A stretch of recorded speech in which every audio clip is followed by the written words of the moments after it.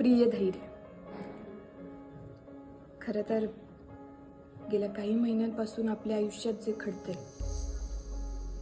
त्यानंतर मी तुम्हाला प्रिय म्हणून हाक मारलेली कदाचित तुम्हाला आवडणार नाही. पण आता आहात तुम्ही माझे प्रिय कारभारी, त्यामुळे हाक पण तुम्हाला तशीच मारणार ना.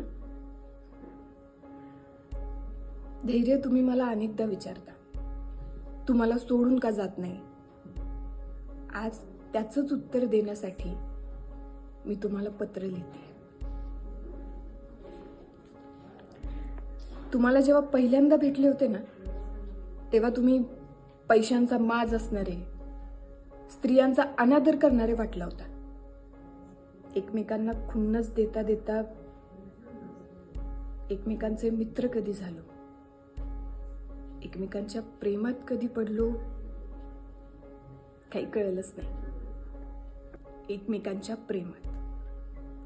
कारण मला माहिती तुम्ही कितीही नाही म्हटला ना तरी तुमचं माझ्यावरती खूप प्रेम आहे. भाऊंचं मन जिंकण्यासाठी काय वाटेल ते करायला तयार असणारे धैर्य. सप्तपदीच्या वेळी हातात हात घेऊन मला आयुष्यभराची साथ देणारे धैर्य. वेळ प्रसंगी आपल्या घरच्यांच्या विरोधात उभे राहून मला साथ देणारे धैर्य. स्वतःचा जीव धोक्यात घालून भाऊंना वाचवणारे धैर्य. हे धैर्य खोटे असूच शकत नाही.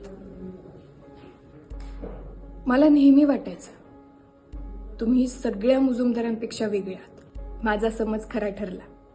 मी तुमच्यावर अविश्वास दाखवावा अशा अनेक गोष्टी तुम्ही केल्या.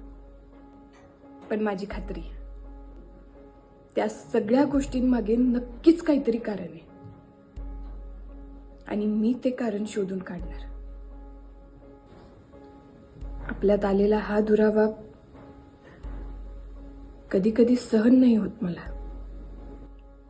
पण त्या प्रत्येक वेळी मी स्वतःला समजावते आपल्या नात्याची अग्निपरीक्षा आहे आणि आपण यातून नक्की बाहेर पडणार. धैर्य सावीची जुळलेली गाठ अशीच अभंग राहणार.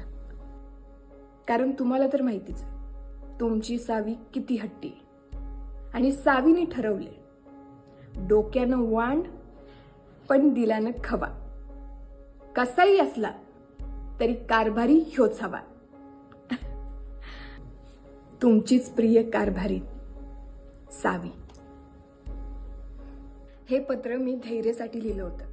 जर तुम्हालाही मला किंवा धैर्यसाठी पत्र लिहायचं असेल, तुमच्या भावना आमच्यापर्यंत पोचवायच्या असतील तर अजिबात वेळ दवडू नका. पेन पेपर उचला आणि तुमच्या भावना शब्दात मांडा आणि सन मराठीला मेसेज करा. तुमची पत्र सन मराठीच्या पेजवर शेअर केली जातील आणि त्यातली काही निवडक पत्र मी आणि धैर्य स्वतः तुम्हाला वाचून दाखवू. 25 तारखेपर्यंत तुम्ही तुमची पत्र पाठवू शकता. पहिलं पत्र 26 तारखेला रात्री 9 वाजता वाचून दाखवलं जाईल. तर तुमच्या भावना आमच्यापर्यंत नक्की पोचवा.